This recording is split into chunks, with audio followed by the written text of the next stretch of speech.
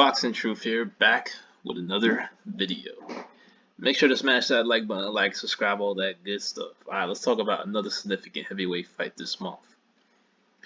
And what is a matchup between legitimate contenders in the heavyweight division.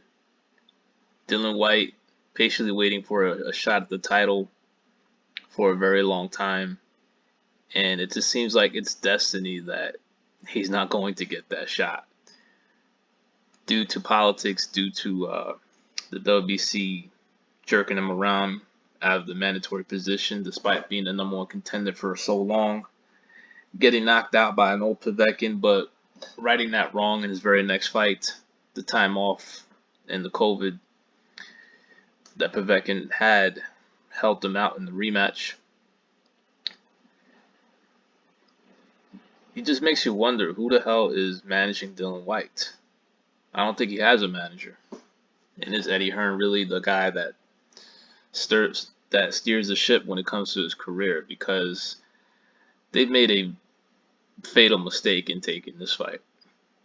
Why on earth would you fight Otto Wallin when you're on the verge of a huge British showdown with Tyson Fury?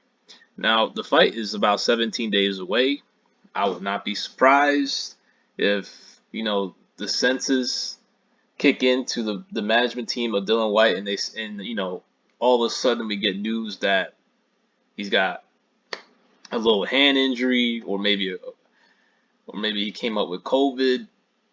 I wouldn't be surprised if we see a late pullout in this fight, because Otto Wallin will beat Dillian Whyte. Whyte has the advantage of being at home, fighting at the O2 Arena in London, but the home field advantage didn't exactly help Anthony Joshua in what was a competitive fight with Usyk, and not one judge gave him not even one judge gave it to him, despite having home field advantage. Otto Wallin has the ability to outbox him, make him look bad. He's a young, fresh southpaw who is a legitimate contender, held his own with Tyson Fury, but decisively lost that fight, even though he busted up Fury with the cut and gave him a good fight. I still thought he lost the fight significantly, decisively. 9 rounds to 3, 8 rounds to 4. But there's no shame in losing to Tyson Fury, and Otto Wallin performed better in his fight against Fury than Wilder did in combined 3 fights. The only success Wilder had was the knockdowns. But Wallin was able to compete, box with Fury, and even win a few rounds. Even caught his attention in the last round with a big shot. So Wallin he's a dangerous contender. He's not a guy you fight when you're on the verge of a huge money showdown. And Whyte is beatable. He's chinny. He hasn't shown the best conditioning in some fights. He can be knocked out. He can be outboxed. But I respect Whyte for being a competitor, being a real fighter, willing to take on tough challenges despite being in line for a title shot. But it just seems like this is his destiny of not getting the long way to title shot. The bad business decisions, turning down the AJ rematch, getting jerked around by WBC, never getting the shot at Deontay Wilder. WBC protected Wilder from Whyte. And now he's going to go in there against a young, fresh contender who is very confident, coming off significant wins in the heavyweight division. My only concern about Wallin is his conditioning. He did tire a little bit in the fight against Brazil, but held it together. Brazil has a lot of heart, though. He always comes to fight. But he pulled out that victory, and he is one of the better heavyweights out there, not named Tyson Fury. And he is a guy that can give any heavyweight a run for his money, including the Usyks and Joshuas of the world. He is a legitimate live dog against any heavyweight outside of Tyson Fury. So this is an interesting fight. But Whyte White is not smart in taking this fight, but he's a fighter. He's supposed to have a management team to really guide him, and I don't think he has that management team. I think Eddie Hearn is the one that's controlling his career in terms of the opponents.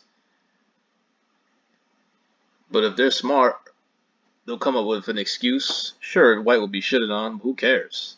If a Tyson Fury showdown is on the horizon, and if he's gonna get that shot, and the WC is finally coming to their senses and looking to enforce that mandatory sooner rather than later, the fight with Usyk is not gonna happen for Fury. The contracted rematch has already been activated, so Usyk's gonna be unavailable until late next year. So Fury's gonna have to fight in the meantime. If he continues to fight, there's always a possibility Fury says, you know what, I'm done, I'm gonna retire. You never know with Tyson Fury. But if he's going to fight again, he's gonna have to take an interim fight while waiting the winner of Joshua Usyk.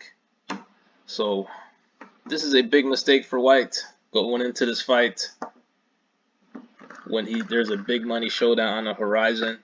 The WC is finally looking to place that mandatory fight sooner rather than later.